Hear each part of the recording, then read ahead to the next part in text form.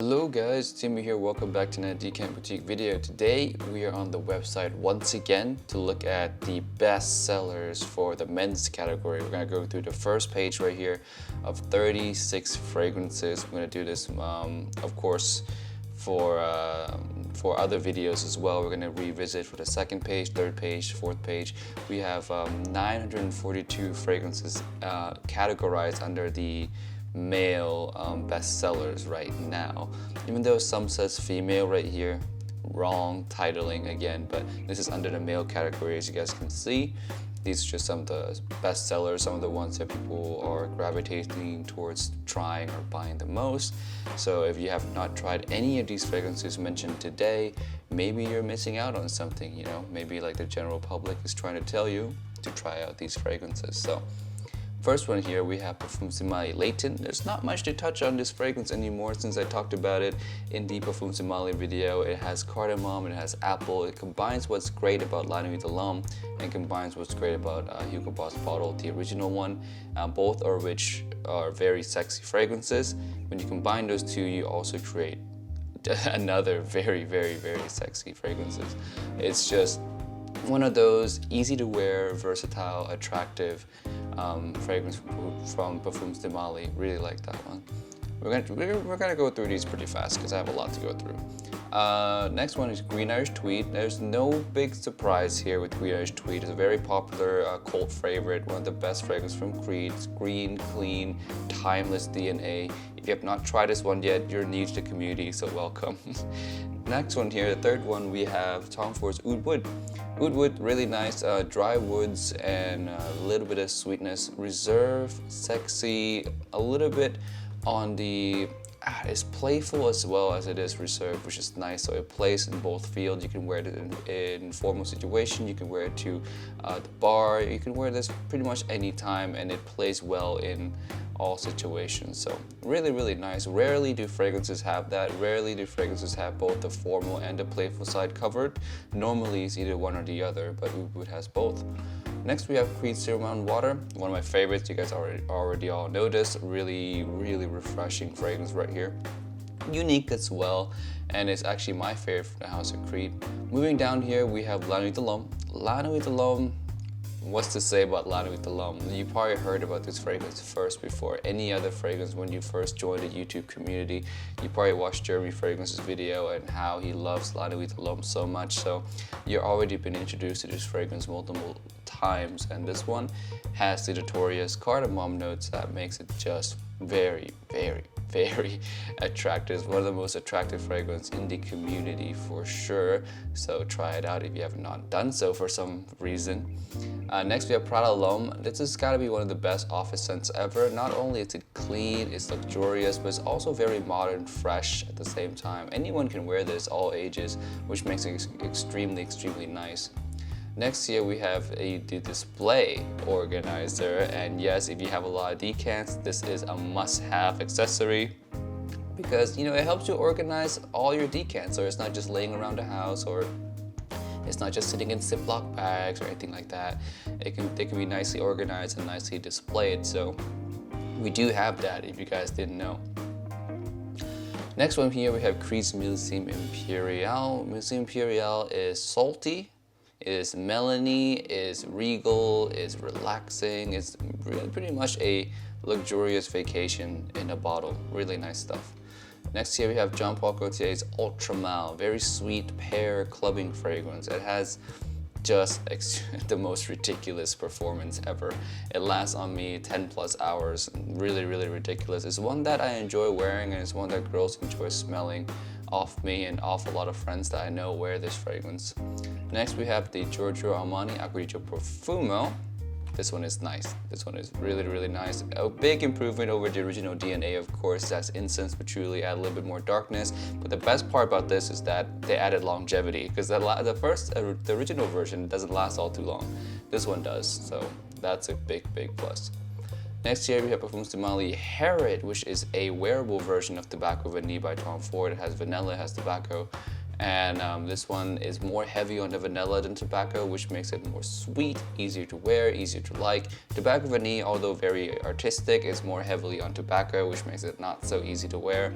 But in my personal opinion, if I were to pick one or the other, tobacco vanille is my favorite because, of course, it's a little bit more artistic. But if you guys would look for something that you can actually wear more times than not, then Harrod is a good one. Next we have is Roja Parfums Elysium. Yeah, Elysium is, to me, I always have this description in mind for Elysium. It's a Ventus mix Sauvage, basically. So it has a little bit of that Ventus DNA in the backbone, but it has Sauvage DNA as well with a blue shower gelish fragrance. It's nice. It's nice. It's not my favorite because I can't imagine paying that price for a blue fragrance, but hey, to each their own. It's very popular, and this is a decant store, so you can just try it out here instead of buying a full bottle blind by yourself. Next here we have Maison Francis Kurkdjian Baccarat Rouge 540. This one has like a sugarcane kind of sweet smell. Not my favorite. It just comes off a little bit too feminine to me. Every time I test it out in stores, I never really truly enjoyed it, so can't say too much about it, but it is very popular. A lot of people like it, a lot of people get compliments for it, but just for me, it just never worked out. Next one we have Dolce & Gabbana, the 1 EDP. I don't need to say too much about this one, do I? Cardamom, tobacco, fresh, very mass appealing. It's another very, very, very popular fragrance. Tom Ford's Tobacco Vanille. There you go. There's the dark version of Harrod. Well, this is the original, so Harrod is a sweet version of Tobacco Vanille, but Tobacco Vanille is really, really good.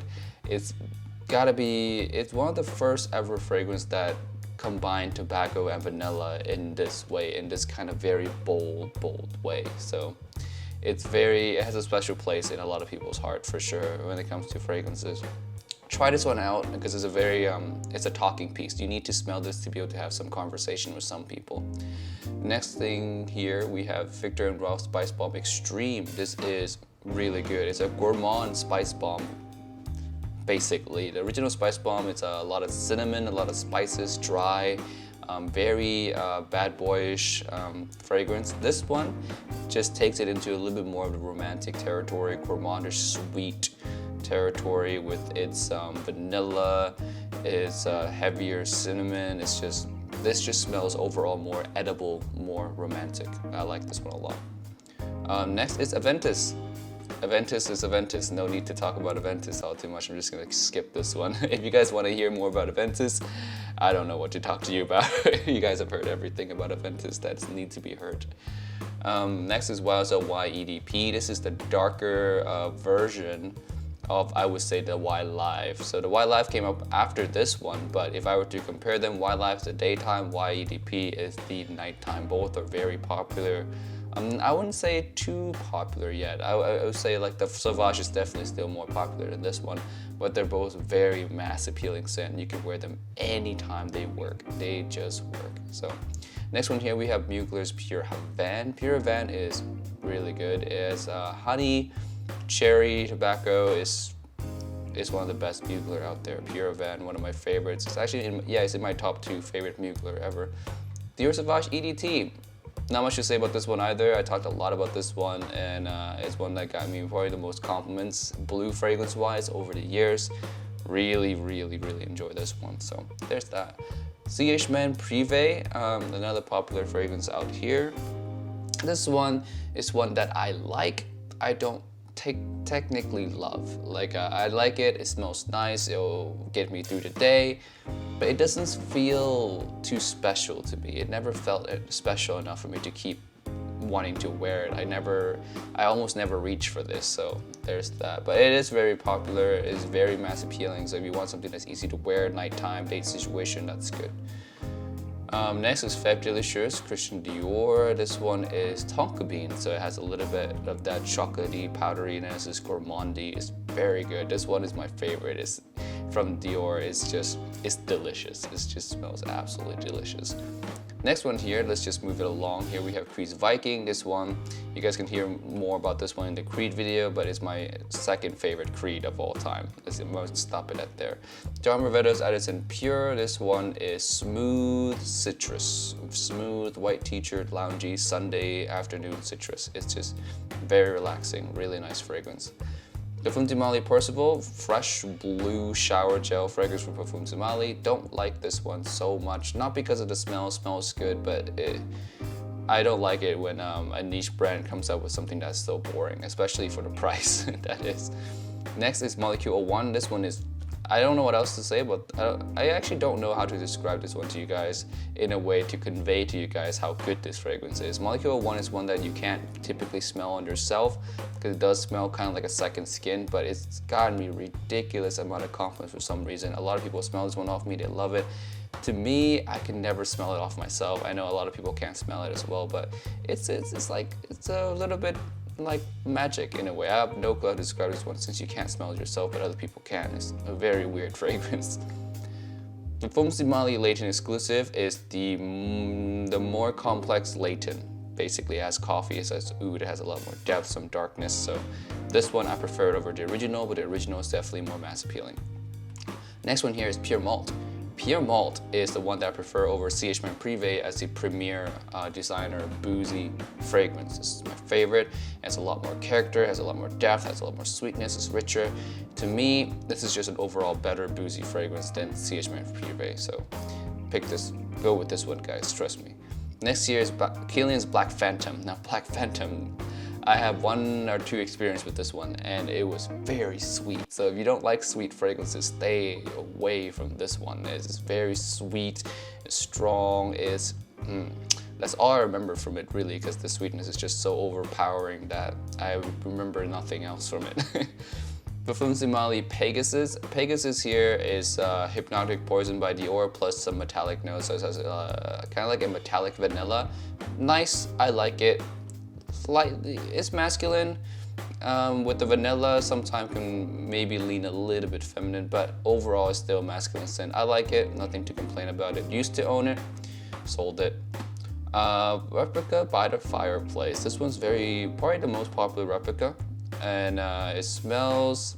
God, I can't remember exactly how this one smells like, but I remember liking it. I want to own a bottle someday. It's on my buy list, so I like it a lot apparently enough to put it on my buy list anyway, but I have not purchased a bottle of this one yet. Bond No. 9's Bleecker Street. Like this one a lot. Blueberry, musky, really good in the rain. It's really good for springtime. It's just one of those fragrances where you need to smell it to really appreciate how unique this one smells. Well, I say unique, but it copies another fragrance from Paco Rabanne, Ultraviolet, but you know, to each, still a good smelling scent. Next is Valentino Mo Intense. Really good, iris, leather. This one is rumored to be out of stock a lot, so I'm glad we have some in stock here for you guys to try out if you guys have not tried it out yet, but this is getting harder and harder to find. Last one here on this page is Royal Oud, Creed's Royal Oud. Dark, woody. The oud in here is not too strong at all. It's not animalic at all, so don't let that scare you away. It's a very wearable, westernized oud, so there's that. And yeah, that's it, guys. All 36 of the first page, and we'll see you again in the next video for the second page. Yeah, peace, bye.